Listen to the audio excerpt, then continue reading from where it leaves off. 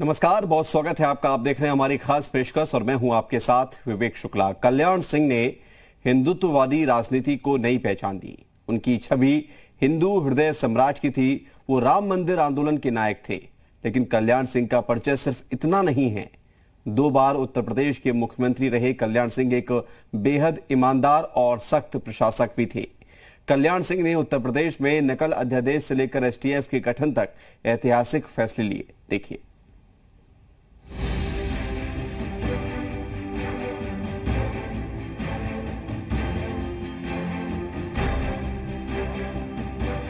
कल्याण सिंह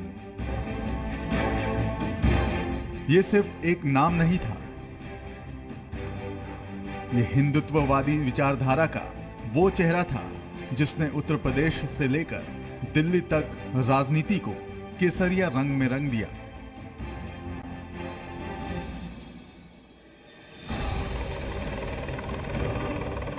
ये एक स्वच्छ और सक्षम राजनीति का एक संकल्प था और उस संकल्प को साकार करने का साहस भी था। कल्याण सिंह का जन्म 1932 में अलीगढ़ के अतरौली में लोध परिवार में हुआ।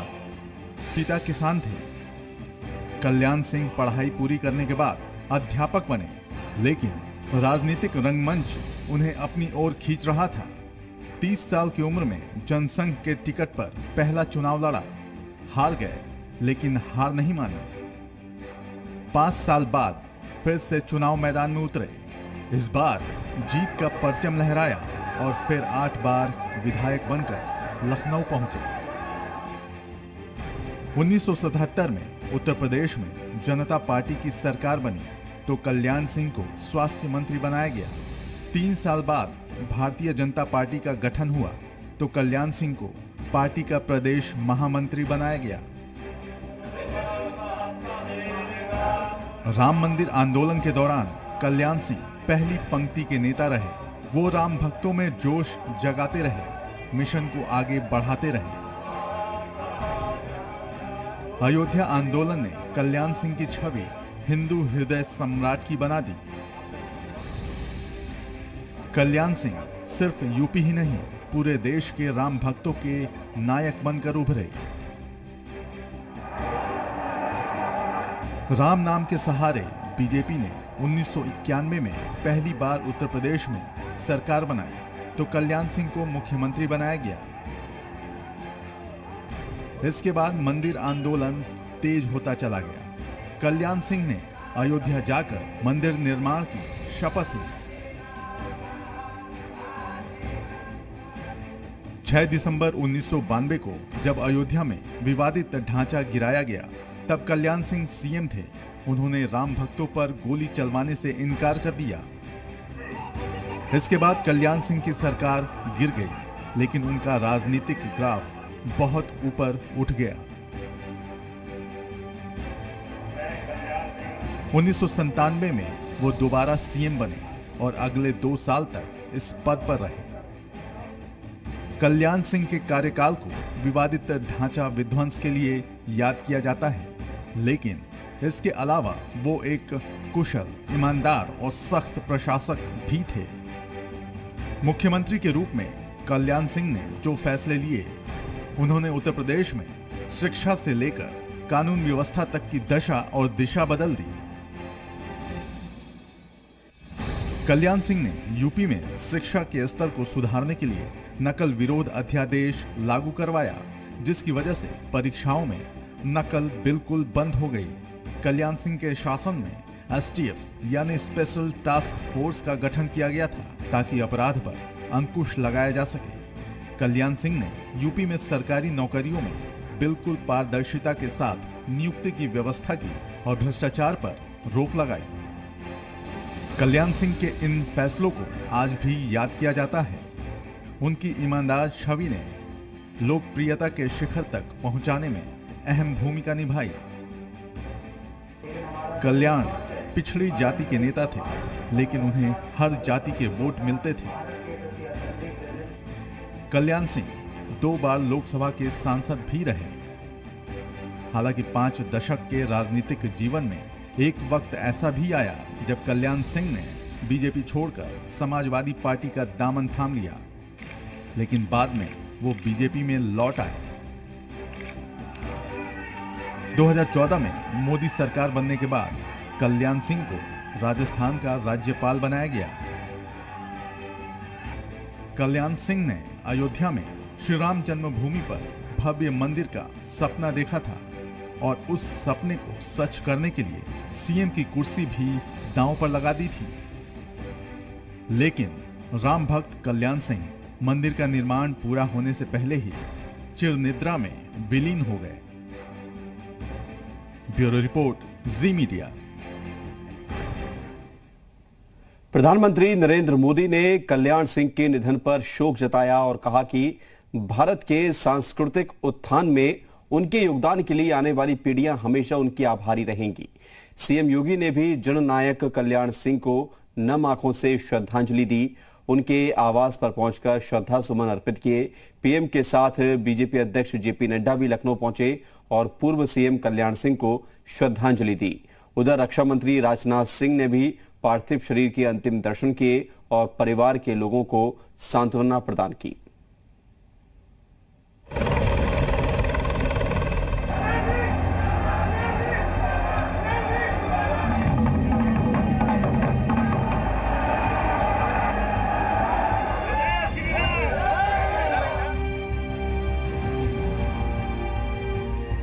उत्तर प्रदेश के पूर्व मुख्यमंत्री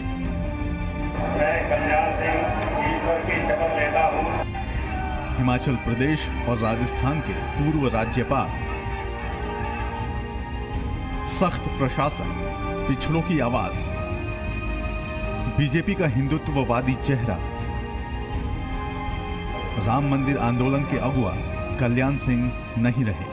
89 साल की उम्र में लंबी बीमारी के बाद शनिवार रात 9:15 बजे कल्याण सिंह ने आखिरी सांस ली। वो कई दिनों से बीमार चल रहे थे। पिछले 1.5 महीने से लखनऊ स्थित SGPGI अस्पताल में उनका इलाज चल रहा था। 1 महीने पहले सांस लेने में तकलीफ होने के बाद उन्हें ऑक्सीजन सपोर्ट पर रखा गया था, जिसके बाद बीते दिन उनकी हालत और बिगड़ गई। बीजेपी के बड़े नेताओं ने उनसे अस्पताल में जाकर मुलाकात भी की। उनके जल्द ठीक होने की दुआएं की जा रही थी, लेकिन नियति को कुछ और ही मंजूर था। अचानक इन्फेक्शंस के बढ़ जाने के कारण आज इस स्थिति में हम हैं।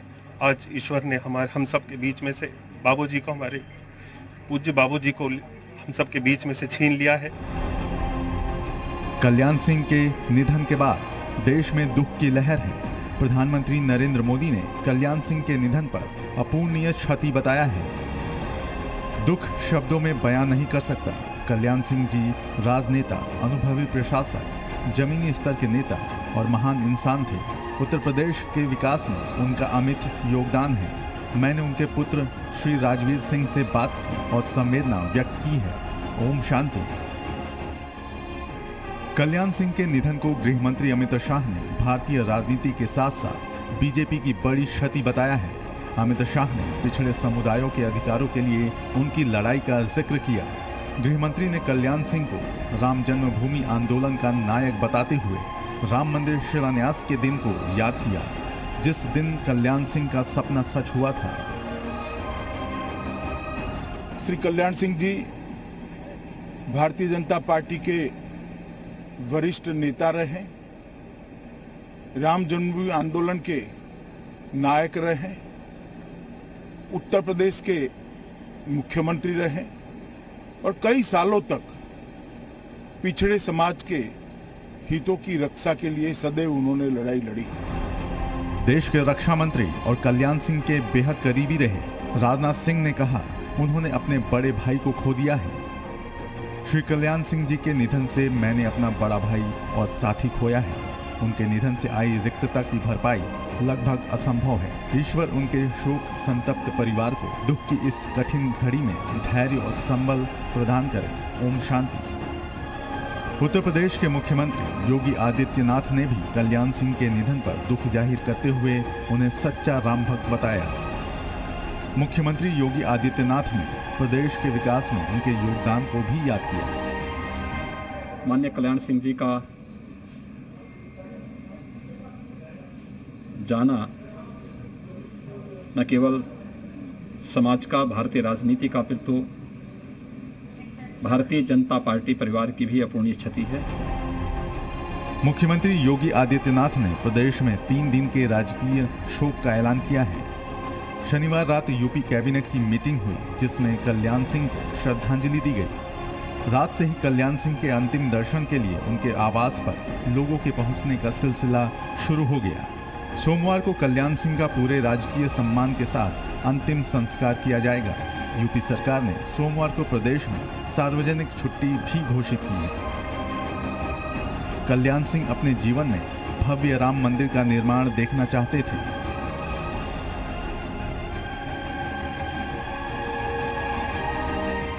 मेरे भी बड़ की आकांक्षा थी, जीवन भर की आकांक्षा थी कि मैं राम मंदिर को अपने जीवन काल में ही देखना चाहता हूँ।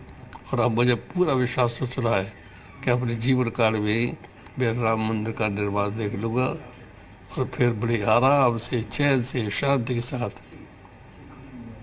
दुनिया छोड़कर चला जाऊँगा। राम मंदिर का निर्माण उनके जीवन काल में शुरू हो चुका था, लेकिन भव्य राम मंदिर निर्माण से पहले ही वो इस दुनिया से चले गए। कल्याण सिंह के लिए गए फैसले उत्तर प्रदेश और उनकी पार्टी बीजेपी के लिए भी मील का पत्थर साबित हुए, लेकिन एक राजनीतिज्ञ के अलावा वो हमेशा एक राम भक्त के तौर पर भी याद किए जाएंगे।